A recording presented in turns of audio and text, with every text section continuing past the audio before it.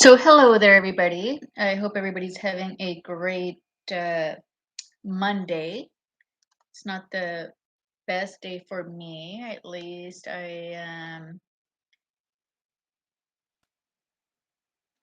There's no way I'm ever going to make Monday the best day of my life. It's the day that I have to go back to work, and um, I love what I do, and I love the people I work with. I just want to be able to sleep in, and I am working towards having my own business. Eventually, I will have enough capital to invest in my own business, and I'm gonna kick Monday uh, sluggishness out of the way. Um, Either way, it does kick me off to a good week when I go and um, get into the spirit of into the spirit of America. We should all think that way. We should all always feel like we are productive. We need to go in there, we need to perform, and we need to have something to show at the end of the day. We can't just say, I brought home a check, and it's because my employers are have connections, and they just have, like, they're sitting on this wad of cash, and here I am just riding the wave of their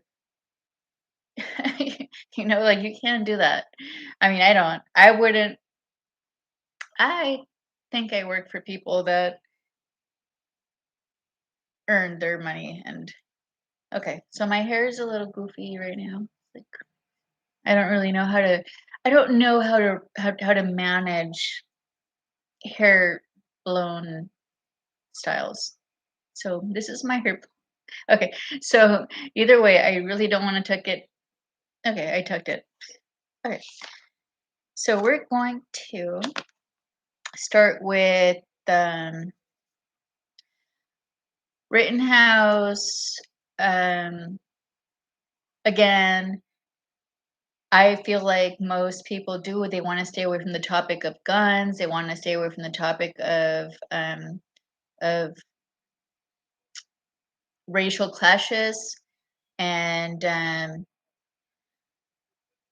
I'm not most people, so I'm going to go ahead and say that while there's tensions building in a case that is wrong in its own way.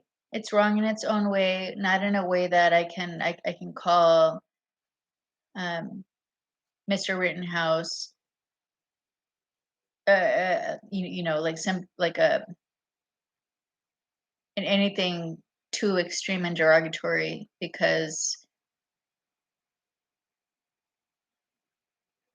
I want to be flexible, and I want to be in a position where I can still defend myself. And actually, that's key to anyone that is um, not necessarily relying on any power above them to feel protected and to be able to be strong through in any situation that could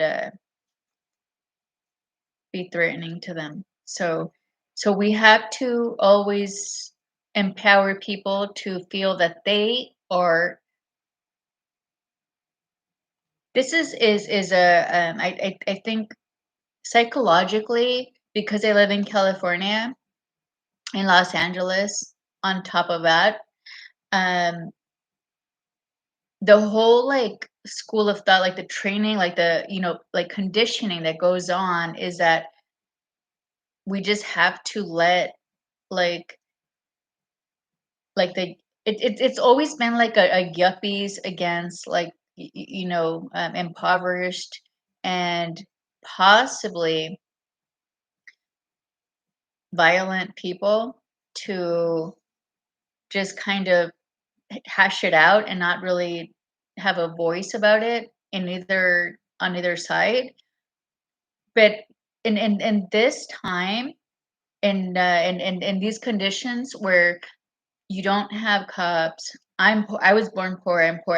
I'm not complaining about it. I'm proud of being poor, almost, like, because I'm gonna be able to say, like, if I get rich, like, I didn't rely on anybody. Like, I didn't need any. Okay, so anyhow, that's a whole other video.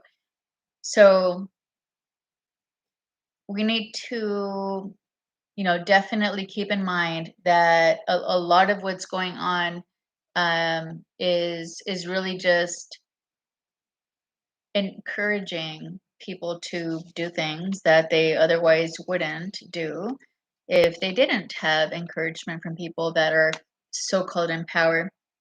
Which leads me actually to mentioning how the mentality of this administration is kind of artificial. It's just more like, we're just gonna, like, since we are both failures, like, this is like totally in Kamala and Joe Biden's head, is we're both failures. We both, like, didn't get to where we wanted to be at any given point in time unless we were doing something scummy, which we will continue to do. And now we just need everybody else to agree that that is acceptable. And so, they need other people to rise in their misery. Like, if they're so miserable and such, like, failures with what they've done in their lives, that it's kind of like, um I think that that position should, be held to a much higher standard than that. And I don't agree with. And then let's go ahead and talk about why I'm not patriotic per se. I'm just not anti-America either. Like, I can't do the things. I can't alienate, as even before when I was a Democrat, I can't alienate white people because I don't want to be alienated. That's, like, ridiculous. In a country that is a sovereign. We're a sovereign. Oh, wait, I'm not supposed to do that. Um, so this is a nation. We're supposed to. Okay, but their mentality lead to the their mentality leads to the opposite of posterity. They need to, yeah. But Satan and his seed knows that their end is near. The Biden administration. Oh, fentanyl and China deals by Hunter Biden. Isn't that a little bit, like, skeptical? Like, or that's sketchy. Like, wouldn't anybody, like, be skeptic about that? Like, why would Hunter Biden, the drug dealer, um, that loves, like, you know, the easy living. I mean, he's, like, totally, like, what, like, seriously, like, he wants to do googly diddly arts and wants to make money off of it. Like, wow, if I had enough money to even, like, if I had, do you know how much, like, oil paint costs, like, oil-based paint costs, and, like, the whole canvas thing? I mean, geez, like, if people could actually afford that, like, man, you'd be outdone. But of course, he's gonna, with these corrupt people in power that everybody's just letting be in power. Yeah, there's gonna be, like, a barrier to entry in that field, as there is, with a barrier to entry for honest politicians as well, because you can just steal an election now if you're a corrupted politician, like Nancy Pelosi, Joe Biden, people that don't like outsiders to come in and see what they've been doing. Like, what have you been doing? So you turn corrupt. That's corruption. But I'm not saying that that's the only reason that you're corrupted. I'm saying that there's the whole. I'm thinking there's a whole lot of reasons why you're corrupted. Yeah, like, just watch the news every here and there. Oh, time for a drink. Gotta drink to that. I'm drinking coffee today. No, I'm actually drinking scotch. But I did get this really nice cup the other day that says, Morning, pumpkin. So I'm excited about that. Either way, it's the holidays, so I like to switch it up to scotch when it's the holidays. Okay, so fentanyl, China Hunter. If I could just take all this and put it into some sort of cohesive type of message that actually it compels people to make better voting decisions. So, and I actually did think it was a little bit, uh, it was um, what is the word? It's not. It's right. The uh, the government said. Okay, never mind.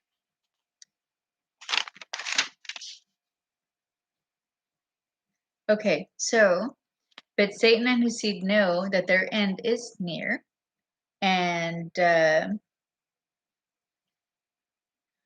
so they're gonna play like really desperate tricks on everybody. And I'm very lucky because I feel that I am a person that is blessed, that I will not fall for deception. So I identify myself with the people that is spoken about in the Bible when it's written that there's going to be a tremendous deception. And if it wasn't because there was the elect, they would also be deceived. So, so I think that that's where we are right now. And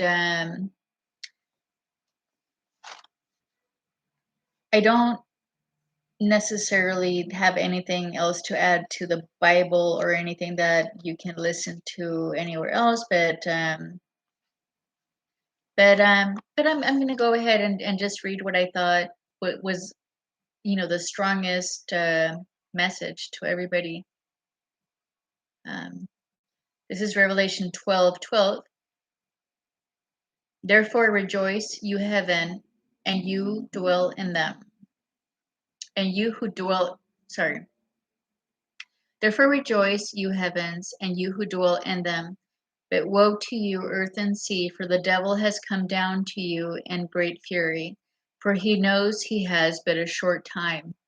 So this is important because when I guess I did want to say one other thing related to how I feel about what I interpret from the Bible and my own life, and um,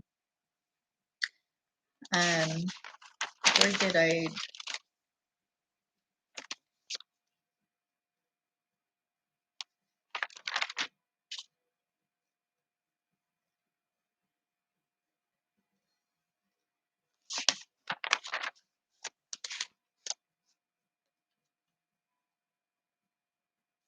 Yeah.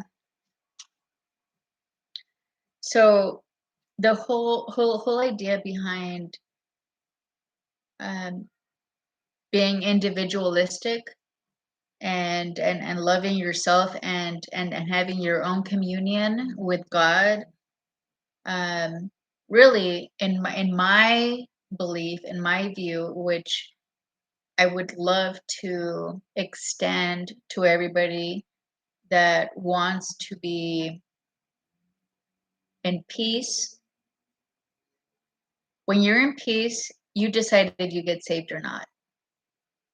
So you want to, because I don't like people that like tell me like, oh, you want to be saved, like forget you, like get the heck out of my face, right? And what you want to actually think is, I want to have a communion with God, and I want to be connected to why I'm even here to begin with. And then I want to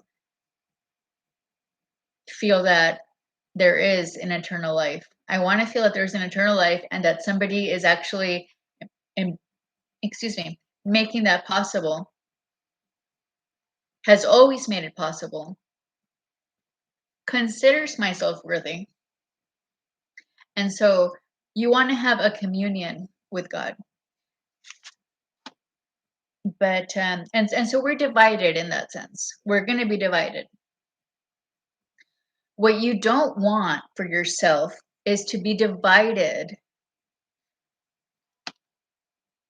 to the extent that you have to alienate groups of people and separate groups of people. This is what the administration is doing. And I personally feel that they're doing it because they want to cover their corruption. They want to, and this is it's not new to, to governments or anything, like, it's not a new concept. It's a little bit more scandalous because it's a little bit more in our faces now. It's like, and we're scandalous and we're corrupt and so are you. So let's, and but I'm the vice president. You didn't make it here because you didn't give enough hand jobs, like that kind of thing. Like, no, get, come on. I mean, it's not even going. It's like don't send me to hell with you. Like, you go to hell. Nobody has to go to hell with that kind of mentality. So posterity means that you are selfless and you give a lot of yourself and you sacrifice a lot of yourself and what you could have had, what you could have enjoyed, what you, and no money in the world would ever pay for it. It's just, so either way, I don't think that if I were to have chosen a woman for vice president, it would not have been Kamala. Like, it wasn't, and I'm just gonna be entirely vocal about that. And I don't care what she knows about anybody. I mean, I tell people who I am and what people might think, and that sort of thing. So, um, again, like, no joke, my place is in heaven anyway, so doesn't matter. So so that's a little bit, I think that most people, because like we're good people at heart. I mean, there's some really like messed up people in the head, like they're evil.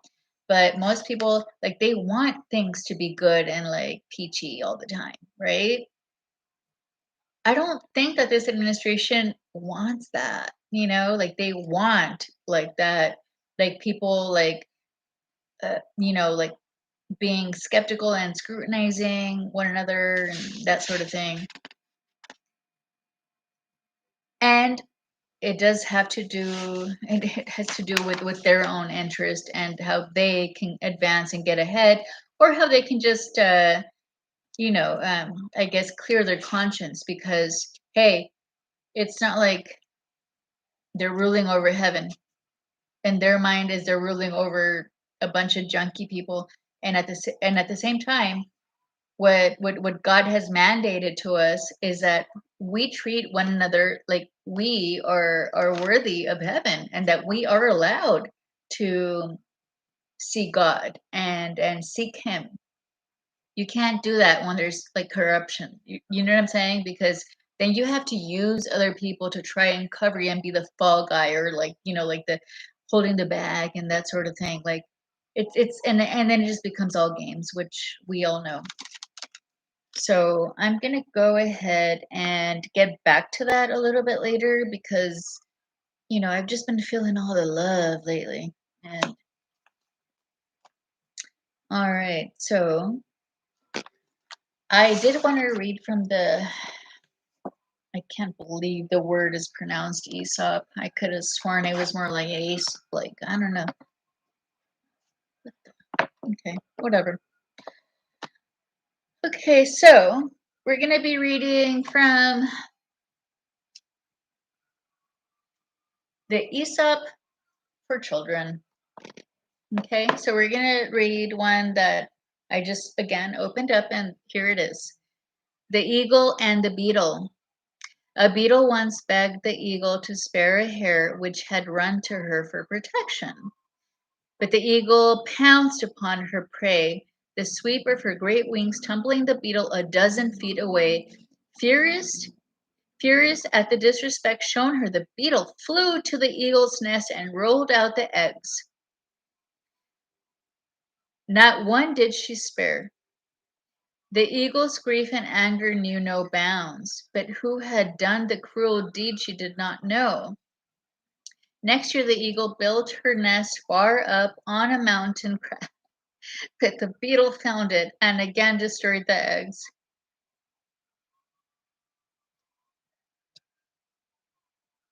In despair, the eagle now implored great Jupiter to let her place her eggs in his lap.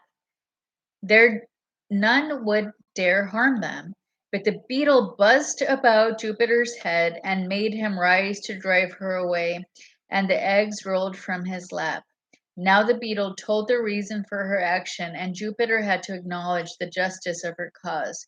And they say that ever after, while the eagle's eggs lie in the nest in spring, the beetle still sleeps in the ground, for so Jupiter commanded.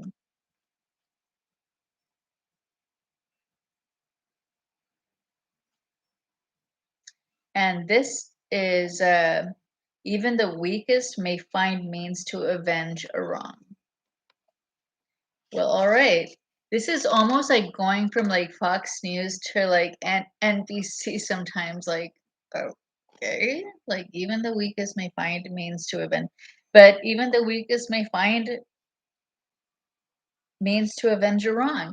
So yeah, forces you to kind of think. At least the beetle got the eagle to still not be as I guess animalistic or whatever. All right. Well then, I just wanted to share my thoughts with you all tonight, and I hope that everybody's having a great Monday again, and hope to see you next time.